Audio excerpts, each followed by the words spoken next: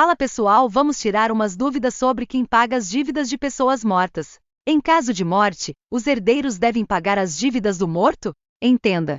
O termo jurídico referente a direitos e deveres de um morto é espólio, que inclui tanto os bens, como imóveis e veículos, por exemplo, quanto as dívidas.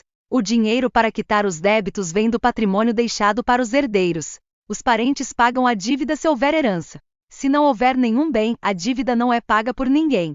Os herdeiros devem receber o que a gente chama de herança líquida, que é a soma dos bens, descontadas as eventuais dívidas. Se alguém deixou um patrimônio de R$1 milhão e deve R$200 mil, os herdeiros vão ficar com R$800 mil, explica o advogado Luiz Quignel, do escritório PLKC Advogados. E se o valor dos bens for igual ao valor das dívidas? Se os valores positivos e negativos do patrimônio foram exatamente iguais, não haverá herança a receber. Todo o patrimônio será utilizado para pagar os credores. Mas e se a pessoa só deixar dívidas? Os herdeiros continuarão sem a obrigação de pagar qualquer débito com recursos próprios. Se a pessoa que morrer não tiver nenhum bem para honrar suas dívidas, quem arcará com os prejuízos serão os credores.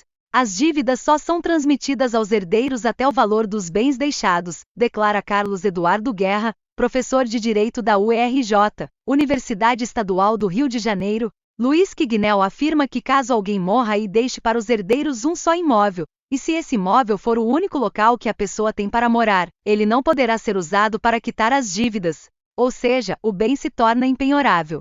Contas a pagar, como cartão de crédito e limite de cheque, entram no espólio. Todos os débitos de uma pessoa falecida vão constar no espólio e devem ser pagos com os recursos da própria pessoa e não dos herdeiros. Existe alguma dívida que não seja repassada aos herdeiros? Geralmente, empréstimos consignados e financiamentos imobiliários possuem seguros atrelados a eles, e por causa disso, no momento da morte do titular do contrato, as dívidas são cobertas. As instituições financeiras mais sérias oferecem seguros, mas nada é de graça, é um valor que é incluído no financiamento, afirma Guerra. O FGTS de uma pessoa que morreu entra no espólio? Em geral, não. O advogado e professor de Direito da FGV Rio, Fundação Getúlio Vargas, Daniel Dias, declara que inicialmente os valores do fundo de garantia não compõem a herança devido à natureza dos recursos. Quem pode receber o FGTS é um dependente. O fundo tem um caráter alimentar, o que torna o crédito impenhorável. A rigor, o crédito não compõe os valores para pagar dívidas. Mas se não houver dependentes, esse dinheiro vai para o inventário. Para quem fica a previdência privada e o seguro de vida em caso de morte? Os dois benefícios não podem ser usados para pagar a dívida de alguém que morreu. Se eu tenho seguro de vida, o direito a receber é do beneficiário. Então, não compõe herança. É um direito de terceiros e não do falecido. A previdência privada do tipo VGB também tem uma natureza de seguro, e não entra no pagamento de dívidas. O que fazer em caso de morte? A primeira coisa a ser providenciada é o atestado de óbito, afirma o advogado Carlos Eduardo Guerra. Deve ser feito por uma pessoa que conheça bem quem morreu, pois na certidão vão constar duas informações importantes, se há herdeiros e se há bens, se explica. O próximo passo é abrir um inventário. A família tem até 2 meses para iniciar o processo. Caso contrário, ela terá que pagar multa de até 20% do valor do inventário. Ele pode ser feito de maneira judicial ou extrajudicial. O inventário extrajudicial pode ser feito em cartório por herdeiros maiores de 18 anos, em comum acordo. Segundo o advogado, é um processo mais rápido, porém mais caro. Tudo deve ser pago rapidamente: despesas do inventário, tributos, honorários advocatícios.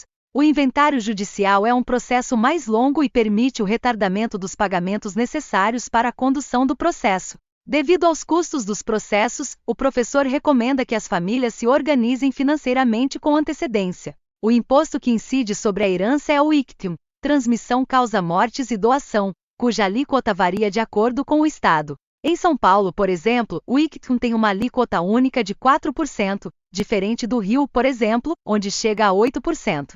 Como evitar problemas com heranças? De acordo com os especialistas, algumas medidas podem ser tomadas para evitar dor de cabeça durante a partilha dos bens. O professor Carlos Eduardo Guerra recomenda atenção no caso de união estável. Deve-se evitar o acordo verbal e dar preferência ao contrato de união estável, o que já define pelo menos um beneficiário. Outra medida que requer atenção, segundo ele, é referente aos divórcios, que devem ser oficializados pelo casal juridicamente o mais rápido possível. Nada informal é bom. Tá separado? Divorcia. União estável tem que ser no papel, é barato e é uma medida preventiva, principalmente em caso de óbito e pensão, afirma. Outras medidas que podem minimizar problemas são a realização de testamento que define a divisão do patrimônio, ou ainda a doação em vida, na qual uma pessoa pode doar parte do seu patrimônio para os herdeiros, reservando para si o usufruto. Ou seja, o doador assegura o direito de usar os bens até o momento do falecimento. É isso, segue o canal, valeu, fui!